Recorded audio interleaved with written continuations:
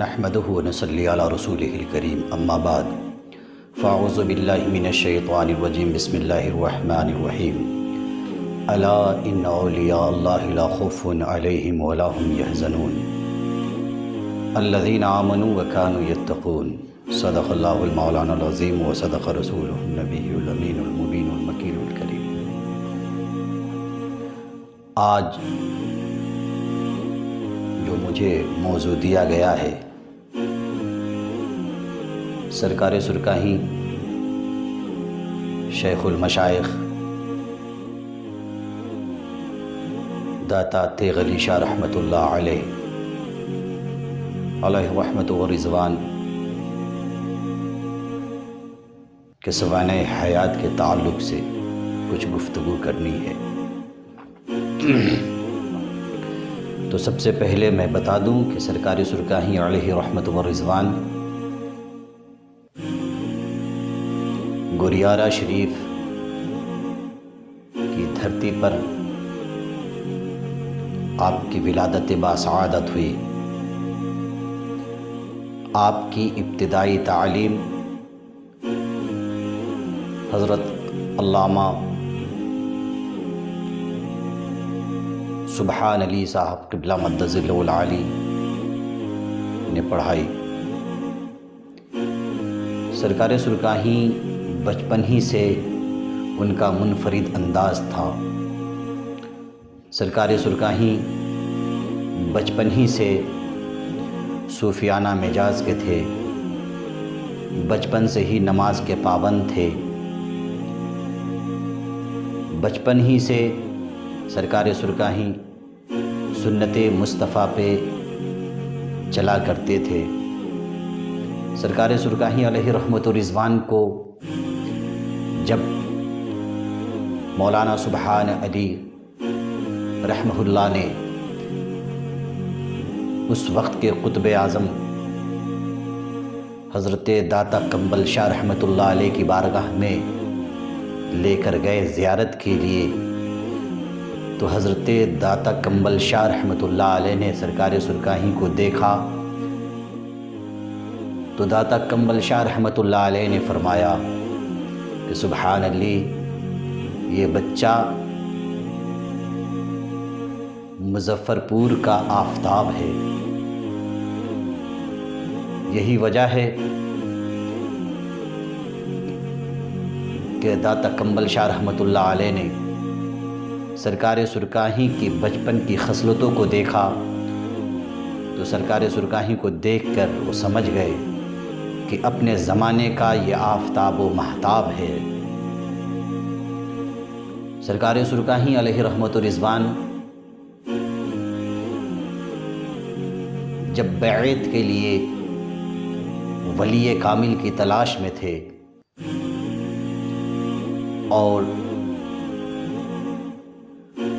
حضرت عبدالسمیع منگیری رحمۃ اللہ علیہ سے جب آپ نے بیعت حاصل کی تو جب آپ نے دست بیعت حاصل کرنے کے بعد جب سرکار سرکاہی اپنے ڈیرہ کی طرف اپنے روم کی طرف گئے اور جا کر آپ آرام فرمائے تو خواب میں کیا دیکھتے ہیں؟ 3 عظیم شخصیتیں سرکار سرکاہی کے کو اپنے سینے سے لگا لیا، کل ہو کر اپنے شیخ کامل حضرت داتا عبدالسمیع منگیری رحمۃ اللہ علیہ کو بتایا تو حضرت داتا عبدالسمیع منگیری نے کہا کہ تیغ علی، یہ جو 3 نورانی شکل والے بزرگ جو آپ کو سینے سے لگانے آئے تھے، ان میں ایک مولا علی تھے، ایک غوث اعظم تھے اور ایک غریب نواز تھے۔ سبحان اللہ! سرکار سرکاہی علیہ رحمت و رضوان ایسے کامل ولی تھے کہ سرکار سرکاہی پہ ان کے پیر کو بھی ناز تھا، اور آج تک سرکار سرکاہی کے مریدینوں کو بھی سرکار سرکاہی پہ ناز ہے۔ آپ کو پتہ ہوگا سرکار سرکاہی جس راستے سے گزر جاتے تھے وہاں عشق رسول کے ایسے پودے لگا دیتے تھے کہ اس پودے سے جو پھول کھلتا تھا وہ پورے چمنستان کو روشن کر دیتا تھا، مہکا دیتا تھا عشق رسول سے۔ سرکار سرکاہی علیہ رحمت و رضوان ایسے کامل اور اکمل ولی تھے کہ جنہوں نے سینکڑوں کافروں کو کلمہ شہادت پڑھا کر مسلمان بنا دیا۔ سرکار سرکاہی کو جب لوگ دیکھتے تھے تو انہیں سرکار سرکاہی کی صورت میں مصطفیٰ جان رحمت کی سیرت نظر آتی تھی۔ سرکار سرکاہی علیہ رحمت و رضوان ایسے کامل و اکمل ولی تھے کہ جنہیں کافر و مشرک بھی دیکھا کرتے تھے تو کہتے تھے کہ جب تیغ علی اللہ کے ولی اتنے باکمال ہے تو پھر ان کا نبی کتنا باکمال ہوگا، جب ان کا نبی اتنا باکمال ہے تو ان کا رب کتنا باکمال ہوگا۔ کتنے کافروں نے سرکار سرکاہی کی صورت اور سیرت کو دیکھ کر کلمہ طیب پڑھ کر مسلمان ہو گئے۔ اللہ اکبر!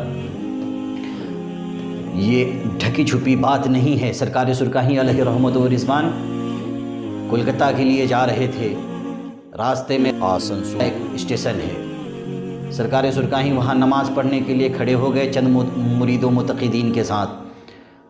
پہلے سے چلہ پہ نکلے، 40 روز کے چلہ پہ نکلے، 40 روز کے چلہ پہ نکلے ہوئے کچھ لوگ نماز پڑھ رہے تھے۔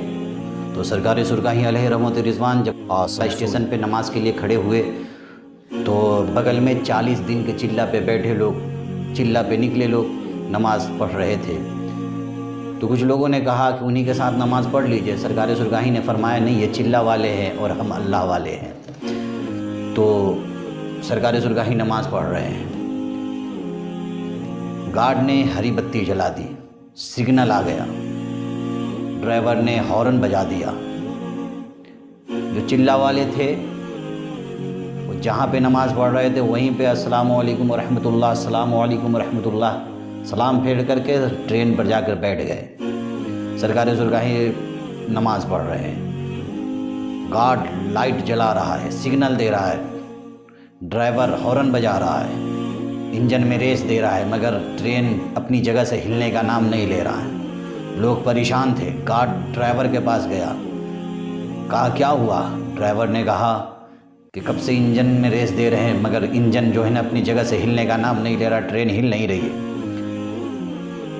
کسی نے کہا انجینئر کو بلاؤ، کسی نے بولا انجن کو تبدیل کرو۔ گارڈ نے کہا ڈرائیور سے کہ نہ انجن بدلنے کی ضرورت ہے نہ انجینئر کو بلانے کی ضرورت ہے۔ پوچھا کیوں؟ گارڈ نے کہا میں جب آ رہا تھا تو دیکھا تھا کہ ہڑی پگڑی والے بابا نماز پڑھ رہے ہیں، میری یہ رائے ہے کہ تھوڑی دیر ان کو دیکھ لیا جائے، وہ نماز پڑھ لے پھر ریس دیا جائے۔ سرکار سرکاہی نے نماز پڑھی، سلام پھیرا، دعا فرمائی، اس کے بعد ٹرین پہ جا کر بیٹھے، ٹرین اپنی جگہ سے ہلنا شروع کر دیا۔ جب یہ اس منظر کو 40 دن کے چلہ والے لوگوں نے دیکھا تو سرکار سرکاہی کے قدموں میں گر گئے اور کہنے لگا سرکار مان گیا، یہ مادیت نہیں، یہ روحانیت ہے، یہ جادو نہیں، یہ آپ کی کرامت ہے۔ اللہ اکبر!